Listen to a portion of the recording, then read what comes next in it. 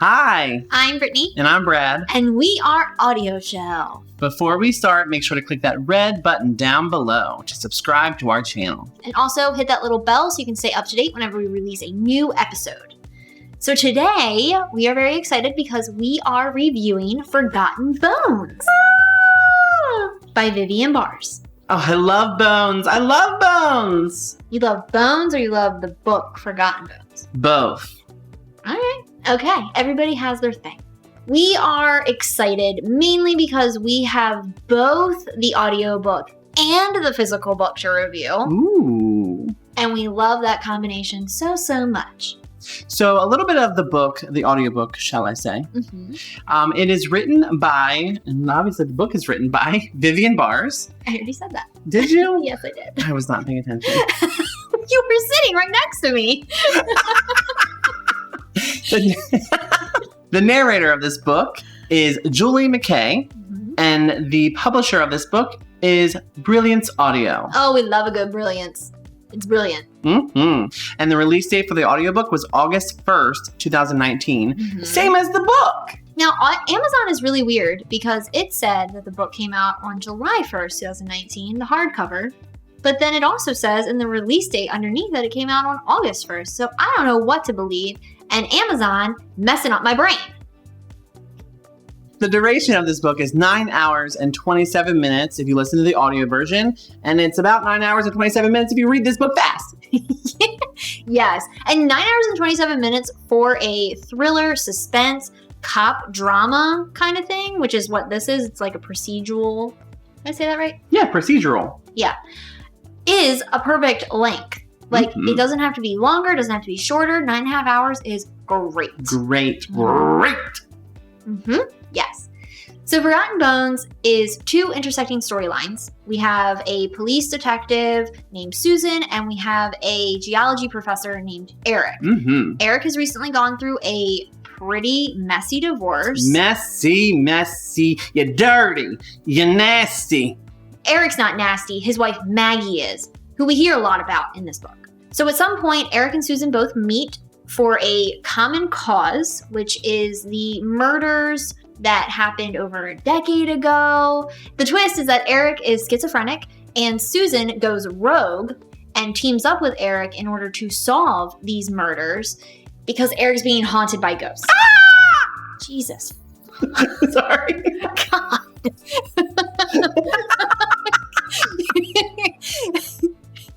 So really the novel takes off at that point when they're trying to solve these ghostly murders. Ooh, boo. Boo. Thank you for taking it down 20 notches that time. Sorry. So what did you expect from the book? So I thought it was going to be a ghost story. I was really excited when things kept coming up as luring, ghosty, whatever words describe ghosts. Yeah, words are escaping us today if you haven't noticed. And so I saw the creepy house and it was like a haunted house and I was like, ooh, what is in that house? And so I really expected this to be a ghost story rather than a police procedural. Yeah, same. I would say just basing it off of the cover, which we did in judging a book by its cover. We thought it was going to be this haunted house story where someone was going to be drawn back to this house and there was going to be ghosts in the windows. It was kind of going to be like a Haunting of Hill House situation. Yeah.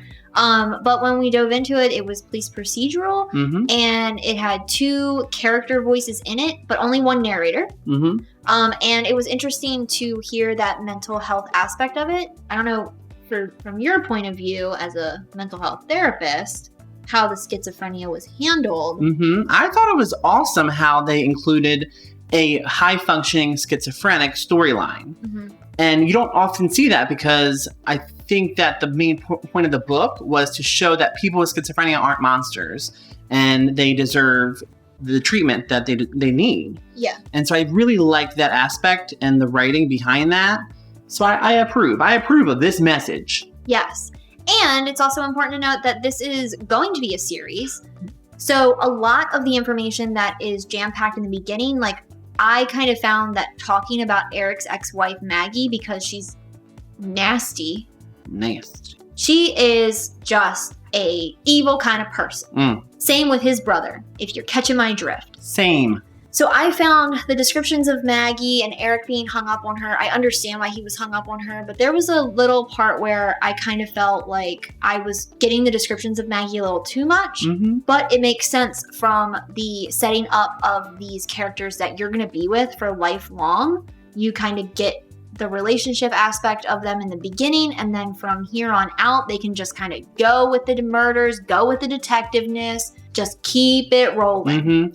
I found the beginning part of this book, like you did, it was like kind of boring for me in the beginning. And I just wanted them to get to the point, and I wanted them to merge, because I knew from the back of the cover that these characters were going to merge and they were going to help each other out. Basically, the back of the cover reads like a CBS procedural. Yeah. A CBS drama. It's detective meets this person with special abilities, and they get together and they solve crimes. Yeah, it's like Ghost Whisperer, but like, or Medium. Yeah. Like Bones. Like Bones, but they're forgotten. And that's what I thought about this book going into it. And then all of a sudden, at the end, it just hit me. This is different. Yeah. It's awesome. Yeah. There's more story. I can see how the series will continue. It was just really well done at the very end, and I really applaud Vivian Barz for making this series happen. Yeah, because it's amazing, and we can't wait to pick up the second one and just dive into it and see where the characters go, because it is just the world. It's based in reality. But the world that Vivian was able to create with these characters and the characterizations that she created are not cookie cutter. They're not your run-of-the-mill police with mental health needing man. It's different, and it's important. And this is a perfect read for October and the Halloween season. Oh my gosh, yes. You will love it. If you're looking for a paranormal story, you are going to love this story. Yeah. It's real, it's raw, it's not like silly and campy. Yes. It's just really well done. Yeah, 100%. And keep in mind, like we said, this is the first in the series, so a lot of it's going to be introduction to the characters and who these people are. But once you get past that, you're gold. Yeah, and it goes quicker than you think. I noticed at about the 3-hour mark in the audiobook, we still had some of those character developments happening, but we were getting a lot of the meat of the crime in between there. So it really rolled. And when I looked down and I was like, oh my God, I'm already 3 hours into it, I was floored because I didn't realize that I was a third of the way down the book. I thought that I was only 30 minutes to an hour in. So I really enjoy this. I'm going to shelf this book, and I cannot wait for the next one in the series. Yes. Cannot wait. So good job, Vivian. And it blew away our expectations. I mean, like we already said, we were expecting haunted book, but what we got was something that we weren't expecting. But then that non-expectation blew our expectation. It was weird. Our mind's blown. Yeah. And I'm totally going to shelf it as well. Can't wait to pick up the next one or whatever Vivian creates, because she's just phenomenal. Yes. And we just want to say, from the audiobook standpoint, hitting on this, the narrator, Julie McKay, amazing. She handles her male voices superbly. The female voices, she gives enough differentiation to in order to make their personalities come forth. She's phenomenal. I hope that she narrates every single book in whatever this series ends up becoming, because she was amazing. So good. Julie, you've become one of our favorite narrators. Yes. And I listened to the audiobook at 1.5, and Julie's narration did not miss a beat. Like, you can listen to this. I would even say you can listen to this at 2.0 if you're kind of like a late coming into the series and you pick it up when there's already like 6 books out. This is the first one. But you can listen to it at 2.0, and Julie is a master. I did 1.75. So it was pretty fast, but I can hear her clearly. Her diction was great. Wonderful piece of work. Yes. 100%. So we just want to thank Thomas and Mercer for sending us this book. Thank Vivian Barz for writing this book, and thank Julie McKay for narrating it. It was phenomenal. We can't wait to pick up the next one. And if you want to stay up to date with all that Vivian is releasing, you can follow her on Instagram at Vivian Barz. And if you want to stay up to date with all that we are releasing, you can follow us on Twitter at AudioShelfMe, Instagram at AudioShelfMe, and Facebook at AudioShelf. It's an important distinction there. Very. No me. And if you want to become a member of our Patreon community, we are releasing exclusive content and recommendations over on that platform. You can Google search AudioShelf Patreon or click the little link down below to be taken to our page there. Before you end this video, you better click that button to subscribe. Don't think we forgot. You need to subscribe. So until next time, Bye. bye. Ooh.